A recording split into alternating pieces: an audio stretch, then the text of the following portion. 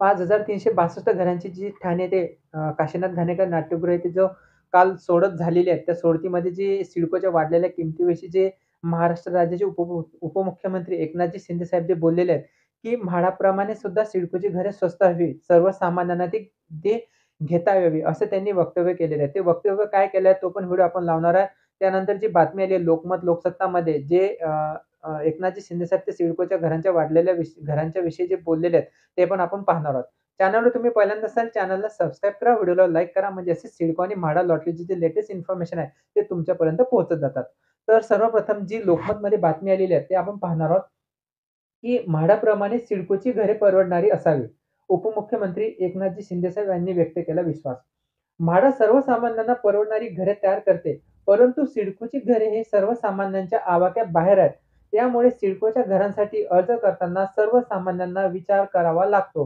परंतु आता म्हाडाप्रमाणे सिडकोच्या माध्यमातून सर्वसामान्यांना परवडतील अशी घरे उभारण्यात यावी, असा विश्वास उपमुख्यमंत्री एकनाथजी शिंदेसाहेब यांनी व्यक्त केलेला आहे.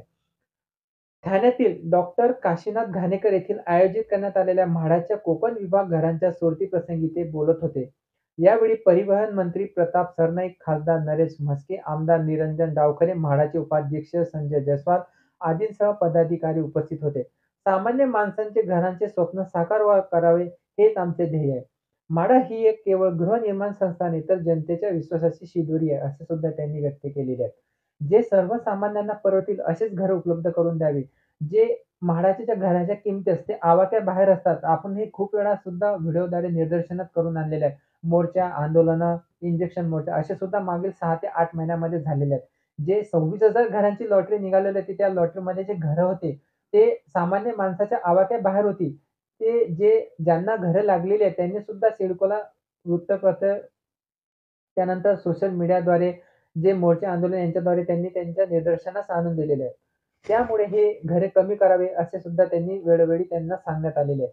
जे एकनाथजी शिंदे साहेब जे तिथे बोललेले आहेत, तो व्हिडिओ आपण आता लावणार आहे. तर चला आपण त्या व्हिडिओला आता सुरुवात करू. च्या माध्यमातून खूप मोठ्या प्रमाणावर घरं उपलब्ध होतील. म्हाडाच्या माध्यमातून आणि सिडकोच्या माध्यमातून देखील आपण घरं उपलब्ध करतोय. पण सिडकोच्या किमती थोड्या जास्त आहेत, लोकांना परवडत नाहीत. मी त्या एमडीना सांगितलेलं सिंगलला, बोला अरे बाबा ते लोकांना परवडतील अशा प्रकारच्या किमती पाहिजे आणि म्हणून परवडणाऱ्या किमतीत देखील सिडकोची घरं देण्याचा निर्णय आपलं शासन घेईल. आणि म्हणून म्हाडा, सिडको त्याचबरोबर हे क्लस्टरच्या माध्यमातून जे काही घरं निर्माण होतील त्या ठिकाणी देखील मोठ्या प्रमाणावर आपल्याला घरं घेता येतील. कारण शेवटी सर्वसामान्यांना परवडतील असे घरे उपलब्ध करून देण्यात यावी.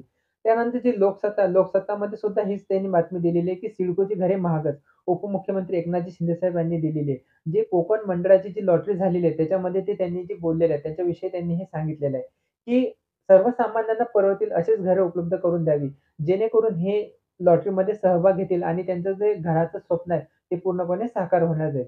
त्यानंतर जी म्हाडा लॉटरी झालेली आहे, त्या म्हाडा लॉटरीमध्ये जे 5354 घरांपैकी 4100 घरांचा प्रतिसाद मिळालेला आहे आणि ज्यामध्ये जी लॉटरीचं लोकेशन होती शिरढोणमधील, त्या 356 घरांना शून्य प्रतिसाद मिळाला आहे. म्हणजे तिथे कोणीही शिरढोण येथील 525 घरे सोडती समाविष्ट असताना यापैकी केवळ 169 घरांसाठीच अर्ज सादर झाले होते.